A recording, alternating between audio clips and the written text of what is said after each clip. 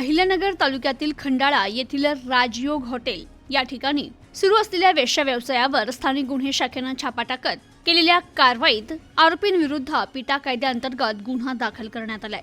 अहिल्यानगर जिल्ह्याचे पोलीस अधीक्षक सोमनाथ घारगे यांनी स्थानिक गुन्हे शाखेस जिल्ह्यातील अवैध धंद्यांची माहिती काढून कारवाई करण्याबाबत आदेश दिले होते। त्यानुसार स्थानिक गुन्हे शाखेचे पोलीस निरीक्षक दिनेश आहेर यांनी पोलीस पथक तयार करत कारवाई कामी पथकास रवाना केलं होतं। दरम्यान पथकास गोपनीय माहिती प्राप्त झाली की अक्षय कर्डिले हा खंडाळा येथील हॉटेल राजयोग येथे महिलांकरवी वेश्या व्यवसाय चालवत आहे। तपास पथकाने संबंधित माहिती पोलीस निरीक्षक राजेंद्र इंगळे ASTU अहिल्यानगर यांना दिली। त्यानंतर तपास पथक पोलीस निरीक्षक इंगळे यांच्यासह छापा कारवाई करण्याकामी रवाना झाले। तपास पथकाने संबंधित ठिकाणी खात्री करण्याकरिता पथकातील पोलीस अंमलदारास बनावट ग्राहक म्हणून तेथे पाठवलं। त्यावर हॉटेलमध्ये वेश्या व्यवसाय सुरू असल्याबाबत खात्री पटल्यानंतर पथकाने पंचासमक्ष हॉटेलवर छापा टाकला आणि नारायण भटुराई यास ताब्यात घेत पंचसमक्ष त्याची अंगझडती घेतली असता त्याच्या ताब्यातून 1,500 रुपये रोख रक्कम जप्त केली। ताब्यातील आरोपी नारायण भटुराई याच्यासह हॉटेल राजयोग तपासणी करता हॉटेलमधील रूममध्ये 3 महिला आढळून आल्या।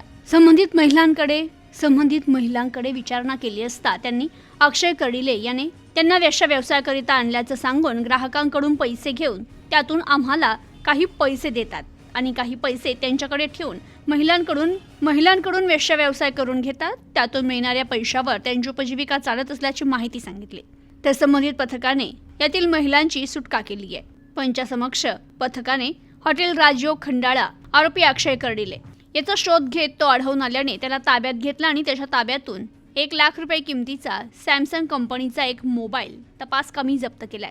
तर तपास पथकाने हॉटेल राजयोग येथे छापा टाकून केलेल्या कारवाईत आरोपी अक्षय कर्डिले, नारायण भटुराई हे स्वतःच्या आर्थिक फायद्याकरिता 3 महिलांकडून वेश्या व्यवसाय चालवून त्यावर आपली उपजीविका करताना आढळून आल्याने त्यांच्या विरुद्ध नगर तालुका पोलीस स्टेशन येथे स्थानिक गुन्हे शाखा नगर तालुका पोलीस ठाण्यात गुन्हा दाखल करण्यात आलाय।